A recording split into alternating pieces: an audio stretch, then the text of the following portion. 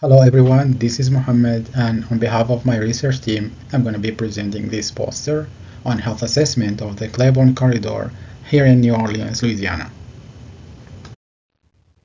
So in 1969, the Claiborne Expressway was built through historically and culturally significant African American neighborhood, and that led to several adverse health and economic outcomes in the area.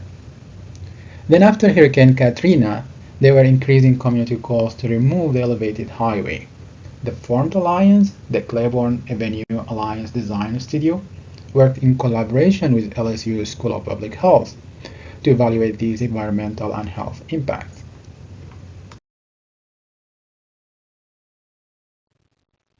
So LSU School of Public Health documented significantly higher levels of fine particulate matter, PM2.5, as well as soil lead levels and noise in the area compared to other areas in the city. And these traffic-related air pollutants, TRAPs, were shown in the literature to be linked to adverse respiratory, cardiovascular, reproductive, endocrine outcomes, and all-cause mortality. In this project, we aim to characterize TRAP-associated health outcomes for the impacted neighborhood using emergency department and tumor registry data.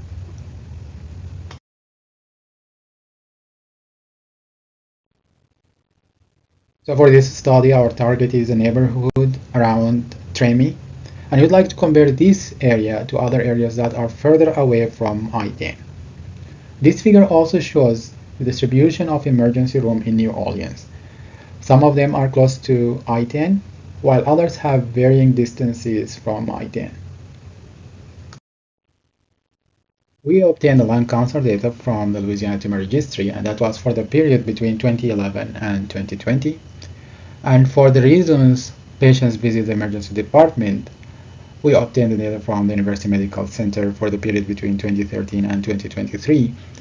And we used the American Community Survey to adjust for the census populations. And so we aggregated our health outcome indicators at the census tract level. And we used Google Earth to measure the distance between the center of each census tract to the elevated highway. We also performed generalized estimating equation modeling with type 1 error of 0.05 using SAS. And also we used ArcGIS Pro 3.5 to identify the hotspot analysis for lung cancer at the 95% confidence level.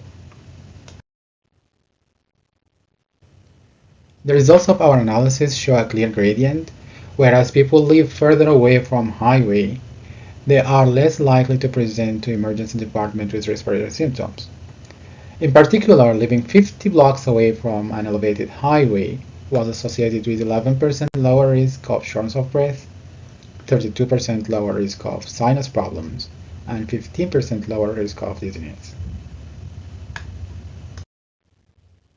The analysis in these figures was done at the census tract level, all of which confirm the same previous pattern. We can see that census tracts closer to I-10 appears in darker colors, which indicate higher proportion of population presenting to emergency department. For example, if we looked at shortness of breath, we can see that 2 to 5% of the study area population presented to the emergency department compared to less than 1% of the population for the census tracts away from I-10. Now, lung cancer is particularly important as it reflects the long-term effect of traffic-associated pollutants. And we can see that census tracts around Claiborne Expressway appear in red, which are the hotspots indicating significantly higher rates of lung cancer compared to their neighboring tracts. In contrast, census tracts furthest away from I-10 appear in blue as cold spots, which indicate significantly lower rates of lung cancer.